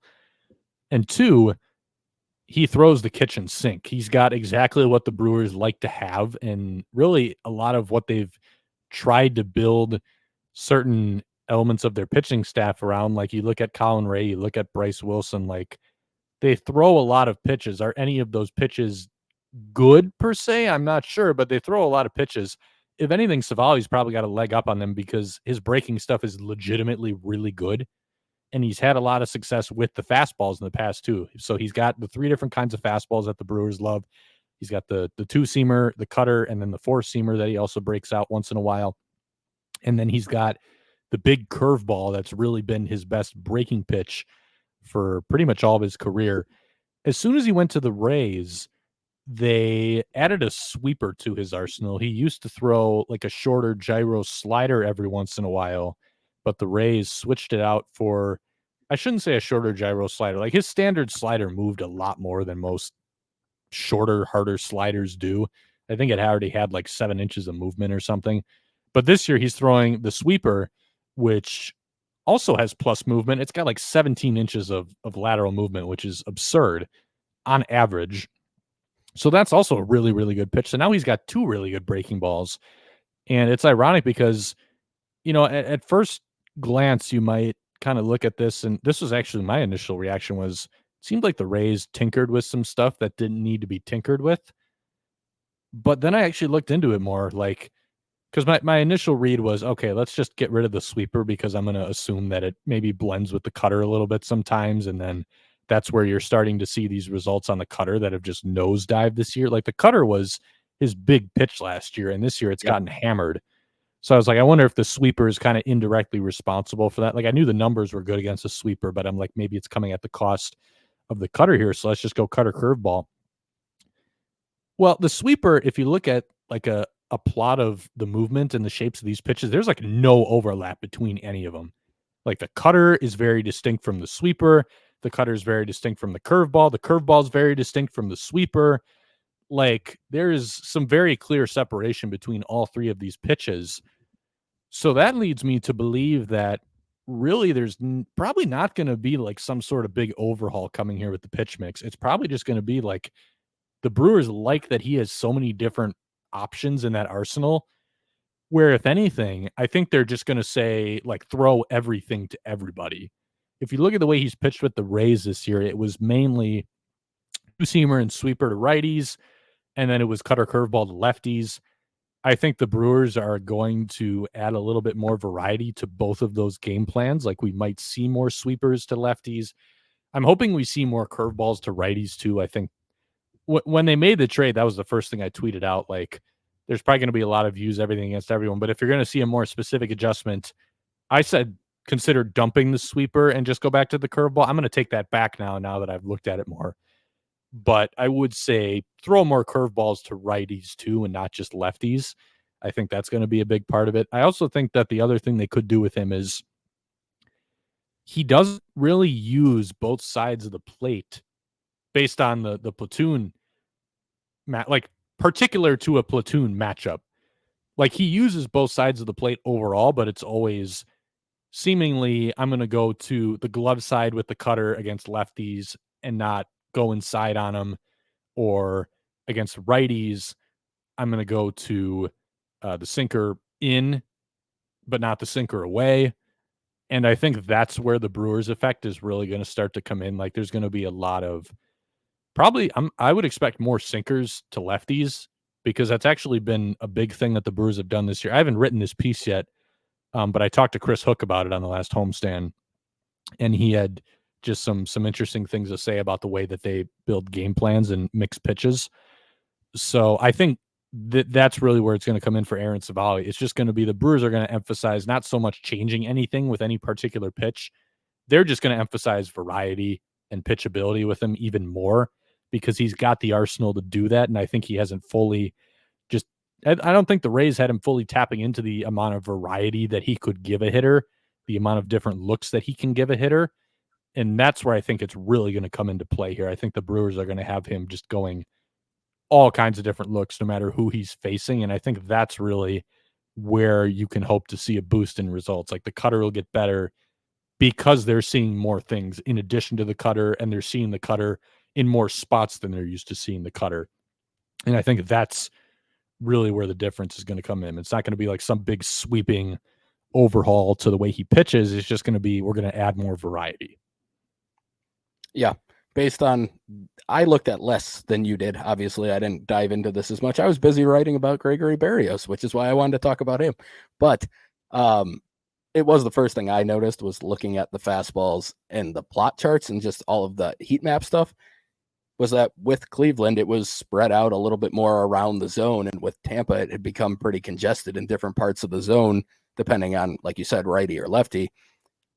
And the Brewers, we've seen it. I mean, Colin Rea's talked about it at times with his sinker, trying to go to like that backdoor sinker on the outer third to righties. And that type of pitch is exactly what I think he will try to add to his repertoire a little bit here. And I agree with what you're saying. I think it's just going to be more variety, more of a mix where it's not as predictable. I think he got a little bit predictable with the Rays in terms of not just the pitch you were going to see, but even the location you were going to see that pitch, and being able to move it around more and see a little bit more of the different options he has, because it's like Jack said, it's the same type of guy the Brewers have been doing well with already. It's a kitchen sink type of pitcher who has a bunch of different options, but he's got the ability to get swing and miss. And also it's like you said, I think the breaking balls might separate him a little bit more from a guy like Rea, because on the surface, there's a lot of similarities to Rea, except the breaking balls probably have a little bit more of a swing and miss type of action to them, and the stats kind of back that up. So I'm excited about him. I think there's a pretty decent chance he works out pretty well, but I guess we'll find out. And I'm very excited to see him start right away in the Dodgers series, because I don't think you'll see too many adjustments right away. It'll probably be similar to what he's been doing with the Rays. They just won't have that much time to work on stuff beforehand.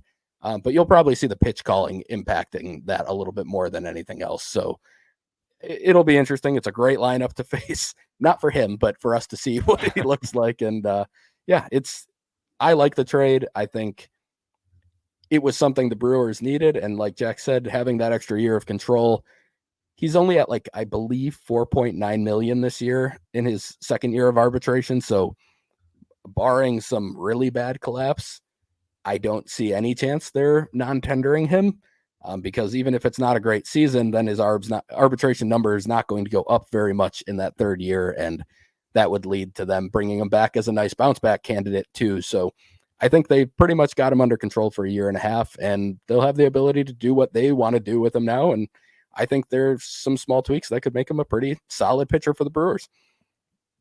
Final note on that acquisition: Taylor Clark was DFA'd to clear a spot on the 40-man roster. What's probably going to happen is you're probably going to see Jansen Junk sent down, because he was recalled as part of a series of moves that we'll get to. So you can send him down to clear the 26-man spot, and then you have an open 40-man spot because of the Clark DFA. Taylor Clark never made an appearance for the Brewers. He had been stretching out in AAA as a starting pitcher. That was the first time he had really pitched in that role for a couple of years, and things were not going well for him down there in terms of results. So I think the Brewers just deciding to clear that 40-man spot in that way. But with that, we will finally move on to some loose ends and get to some more listener questions. We'll try to get the program speeding along here a little bit. We'll start with AK Brew Fan, who asks us on Twitter, with Joey Ortiz on the IL, which we'll talk about more when we get the injury updates, would you prefer the Frelick at third base experiment or Monasterio starting with Capra backing him up? I think I'm going to say just play Mona at third for now, because the Sal at third base experiment lost a lot of steam like the moment Garrett Mitchell went down with an injury. And granted, I don't see everything when I'm covering games at home, but I don't know if I can remember even seeing Sal doing serious work at third at any point this year. So I know he's played over there a couple times, like late in games. I think he's got 2 or 3 appearances, but I would be a little surprised if they're comfortable with just shoving him over there regularly now in the middle of the season. Like Murphy hinted that we could see more of him over there with Mitchell back up, but he kind of said it's a possibility now, but don't count on seeing a lot of it. I think it's mostly dead. I just don't think it's viable to start that back up in the middle of a season, barring an emergency. Like if all of a sudden Ortiz is looking at a prolonged absence, then maybe they start to work him back in at third base more. But I think right now you roll with Monasterio, who's got experience there. Capper's a great defender as well. Just roll with those two guys over there and kind of see what happens for hopefully just the 10 to 15 days that he's out. Right. Yeah, I would prefer Monasterio be the main guy here, and like you said, Capra could be somebody who gets some time there as well. I think if there was ever a time for it to happen, this would probably be it, with Mitchell coming back and the fact that Ortiz is not there, and you do have a little bit more of an opening for playing time. But I think it's really tough to do that. He's basically had zero infield action since March and April. I think those appearances he made at third were in April, if I remember right, maybe once after that. But it's really hard to move over there in game if you just haven't been getting any action over there. And even Fungos and live BP reps, they can do stuff for you, but it's not a game rep. It's not the same thing. So I think it's hard to do it right in the middle of the season again. It wouldn't shock me if we see it happen like at the end of a game or mid game, but there really shouldn't be any big reason to do it. So I guess that's where I would lay. I think if you were going to do it, this is probably the only time it would make any sense, at least to this point in the season. But I just don't think it would be a great idea. And I think there's really not too big of a need to like force Mitchell into the lineup every day in the outfield where Frelick can't get starts too, because you got to keep Mitchell healthy as well and make sure he's off his feet at times. And I think they can make it work, is my point. So I don't really think there's any need to force anything like that into the equation. Mitchell asked us on Twitter, would you rather have Dallas Keuchel or DL Hall in the rotation moving forward, or would you want to keep Hall in AAA to develop as a starter, or would you want to put him in the bullpen right now? He leans toward the latter. I would rather have DL Hall in the starting rotation than Dallas Keuchel just because of the upside. And DL is also just in the process of stretching out right now, and the velocity's holding as he keeps stretching out. He was hitting 96 like at the back end of his last outing when I believe it was 4 up downs or 4 ups, I should say. So like at this point, yeah, just keep building him up. And even if it's just maybe we're not expecting to get more than 5 out of him most days, I would still take that. Like I would rather have DL Hall than Dallas Keuchel in this rotation. Yep. Kurt actually tweeted while we were recording, DL Hall's rehab start in Nashville tonight is expected to be his final one before rejoining the club. His role is to be determined once he returns. So we can still answer that part of the equation here. But I do think I agree. I think that Hall in the rotation would make more sense for me. I did see some people wondering if he would be optioned. I don't see that happening, and it sounds like it's not going to. Part of the reason on that is that he does have one option year left. And if you can maintain that option year going into next year and you don't really know what's going to happen at that point, that would be ideal for me. But obviously there's a chance it could come down to a point where you just have to send him down. I think you still want to keep him as a starter. The Brewers need starters. I think you can always fall back to the pen if needed. And I think we've already seen his stuff play up out of the pen. So we know that's in there. And if that becomes the case later in the season or perhaps they add another starter in the next month or so, like then maybe you do move him to the pen in that role. But for the spot they're in right now, I agree with Jack. I would rather see Hall in the rotation than Keuchel. And it also could allow them to get a little bit creative and get guys a little bit more rest as well. They could keep both of them in the rotation and get that 6-man rotation that they've liked to have in the past. So that's also a possibility, but my preference would be for Hall to at least start when he immediately makes this return. Final question we're going to take for this section comes from C. Paul Martin. He asked us on Twitter a month ago. He felt the Brewers had a chance to go get Crochet. He doesn't think that's likely now, given the demand. He asks, who are some off the radar starting pitchers the Brewers might go for? I'm actually going to throw another name into the ring here. The man that the Brewers are facing tonight, Cal Quantrill.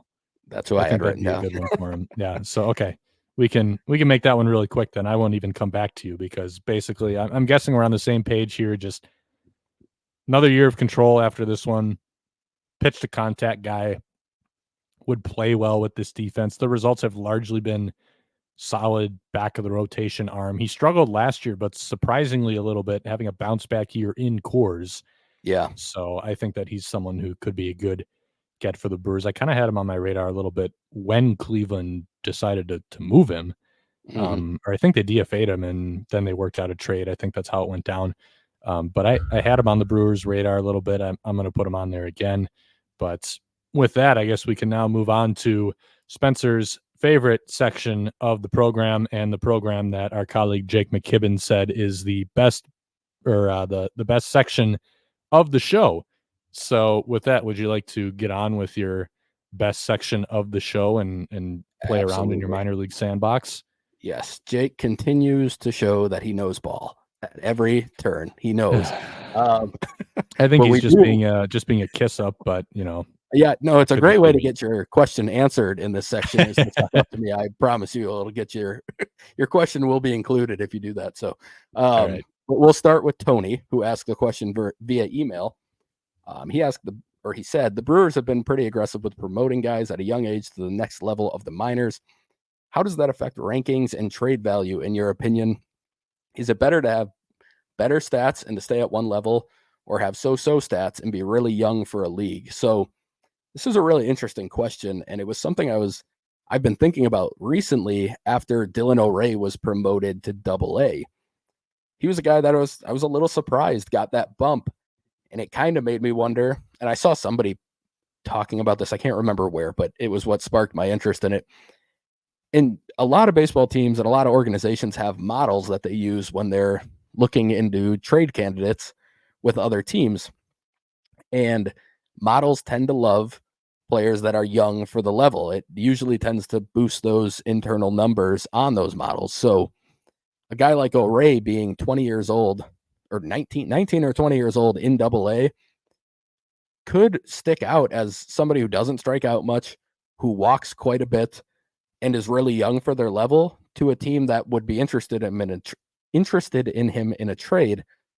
And I wonder if that's something the Brewers thought about when promoting him, and just in general when they promote people.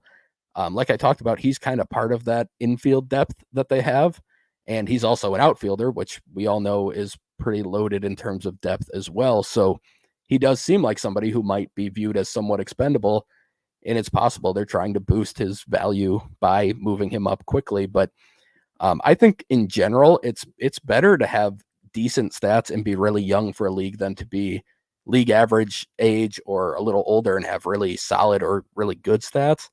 But it all depends still. It's recent draftees don't really slot into that rule because they're moving through the system at their pace. They might be old for the younger or for the lower levels, but that's just because they didn't completely skip over them and they might move somewhat quickly. So it's hard to say. It's case by case, but I do think it does factor into the equation, at least in terms of trades, because of those models that teams use. Now we'll get to Jake's question. Because the prospect portion is the best section of the show, which I'm still going to include here, who are the 3 highest ranked players in the Brewers system you'd be happy to go or to see go in a trade? Per Pipeline's rankings, he says, and no Joey Wiemer allowed, which is fair because Joey Wiemer absolutely would have made my list.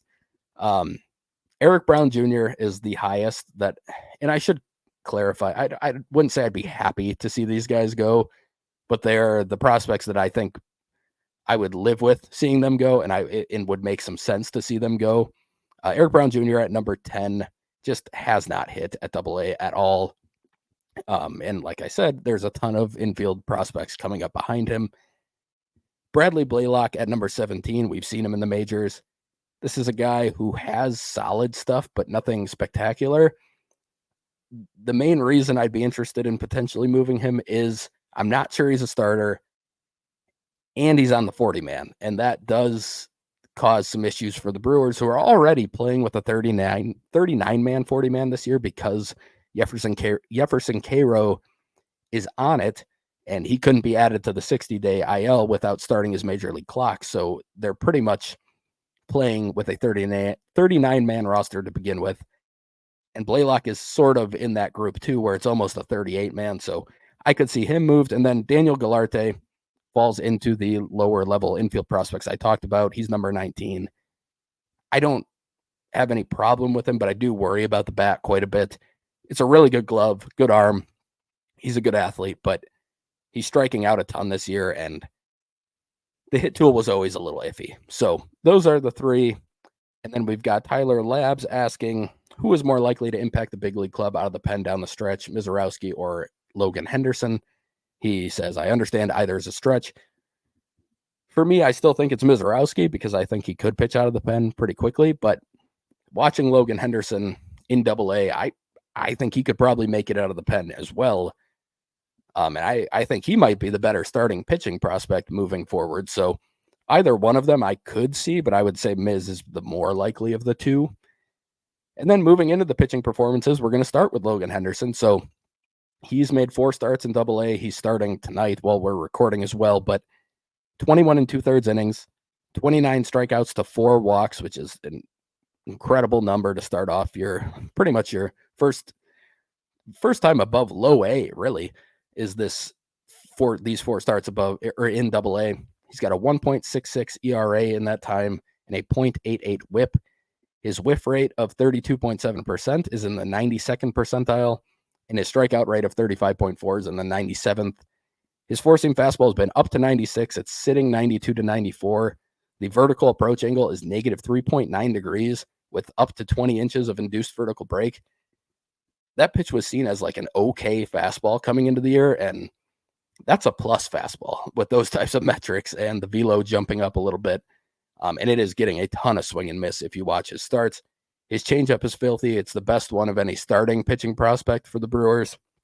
And his slider looks better than it did, but he's barely using it. I do think to start long-term, he's going to need to use it a little bit more, but I don't think it's a bad pitch. So he's put himself in a really good spot. I mean, to me, he's probably a borderline top 5 prospect in the system now. And yeah, just an incredible start to this season for him. Casey Hunt, I've talked about him a lot, but he's now made 5 starts in that time, 24 and 2/3 innings, 33 strikeouts to 7 walks and a 0.93 whip. He started yesterday. He went 5 1/3 shutout, 10 strikeouts to 2 walks and 1 hit. His whiff rate since becoming a starter is 36.5%, which is in the 95th percentile for high A pitchers with at least 15 innings pitched. He's been unbelievably good. Jason Woodward, the 4th-round pick from last year's draft out of Florida Gulf Coast. He was kind of a money-saving pick that allowed them to sign guys like Cooper Pratt and Eric Batanti and all their round 10 through 12 or 10 through 20 players as well. But he's made 2 starts in the Arizona Complex League on rehab assignment. 2 innings pitched, 2 strikeouts, 3 walks, 1 earned run. Not great in terms of the numbers in that tiny sample, but Prospects Worldwide had some really good video on him and a little bit of a report. He's been up to 97 in those 2 innings, and he has a really good changeup. It's a smooth delivery. He's got a pretty aggressive finish to it, and it looks like a repeatable motion, but I think in the early stages of rehabbing, some command issues aren't really unexpected. But this is a guy with another good arm, and the Brewers saved a bunch of money on that pick, but he's definitely not a guy I would rule out as a legitimate prospect moving forward. And then another kind of under the radar name, Nick Merkel. He is 6'7", 255 pounds. His nickname is Large Mammal, and he was an undrafted free agent in 2022 out of an NAIA school. His fastball's in the low 90s. He seems to cut it and kind of sink it at other times. He's got a low 80s sweeping slider and then an upper 70s knuckle curve that has a lot more depth on the pitch. Since June started, out of the pen, he's gone 15 1/3 innings, 18 strikeouts to 5 walks, 1.76 ERA, and a 0.78 whip. His 60% ground ball rate is 96th percentile for AA, and his 41.4% whiff rate is 99th percentile. So that combination is always really exciting when you're getting grounders and whiffs. And it's a weird, it kind of gives me almost a righty Brian Hudson vibe, except the delivery isn't as aggressive. I would imagine the extension and that horizontal release aren't exactly the same, but It's a big body with just fastballs that seem to get on you a lot more than the velo would tell you. And then moving to the offensive side, because I'm probably taking longer than Jack wants already, but Darian Miller, he is a catcher. He's moved somewhat quickly through he was a high school pick a few years ago, probably 5 years ago now. Since June started, he has a 173 WRC plus. He hit his first AA homer. He has more walks than strikeouts. And he also got hit by 9 pitches in that time, and he is kind of known for that. It's a very real thing that he does purposely not move. Other teams don't seem thrilled with it whenever he gets hit, but he has not been called back when I've been watching at any point. His walk rate, strikeout rate, and whiff rate are all in the 90th percentile or higher in that time. And his on-base percentage is second out of 282 hitters with at least 60 plate appearances at AA in that time. Luke Adams has now hit home runs with exit velocities of 108, 110, and 111 this year, which would be up there for even Brewers hitters. He's 20 years old and he's in high A. He's got a whiff rate in the 87th percentile for qualified hitters. His walk rate is 98th percentile. In June and July so far, he's slashing 272, 464, 506 for a 970 OPS with 4 homers and 23 walks to 18 strikeouts. I'm a really big Luke Adams fan. I posted a comparison of his swing from last year to this year. He made some really big adjustments with his hands, really cleaned up the swing. He had a lot of Joey Weimer going on last year, and it looks a lot better this year. Mike Bovee, he is in the 96th percentile for whiff rate for the level at AA since he arrived at Biloxi. He hit 2 homers in his last 6 games, but he's currently battling a shoulder issue that has caused some struggles outside of those homers in those 6 games, and he's only played twice since June 20th. And then I've got to give my normal Dominican Summer League update quickly. Jesus Made went 3 for 3 today with a walk and a triple, brought his OPS up to 1,095. His strikeout rate is only 14%. He's shown exit velocities on homers of up to 108 already as a recently turned 17-year-old. He is getting a lot of attention as possibly the best international signing in all of baseball. And then Luis Pena has even better numbers than him. His OPS is at 1213. He only had 1 hit today. He is currently 24 of 26 on stolen bases.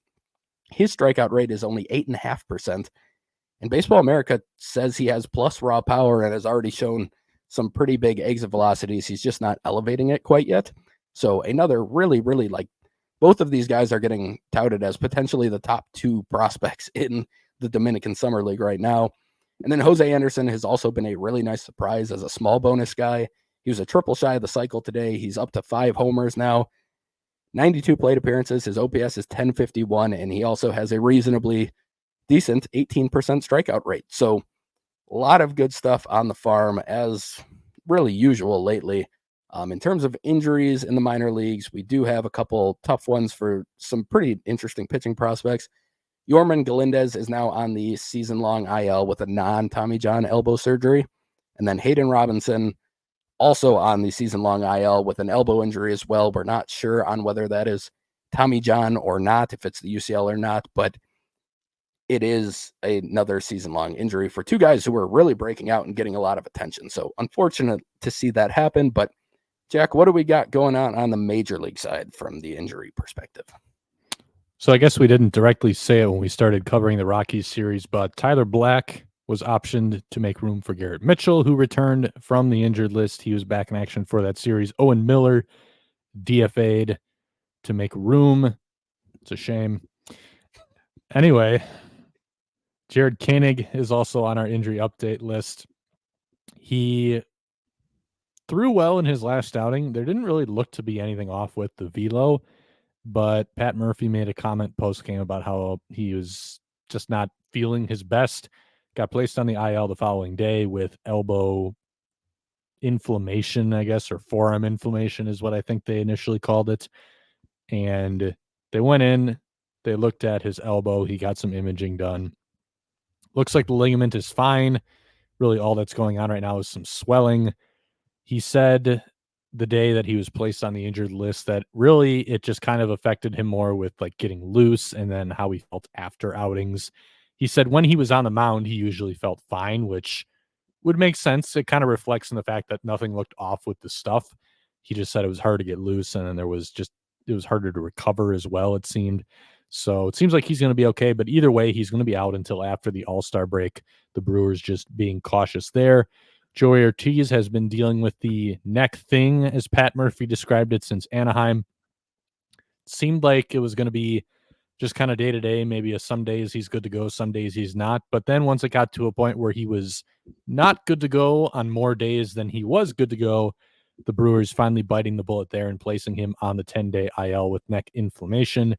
Vinny Capra was recalled in a corresponding move.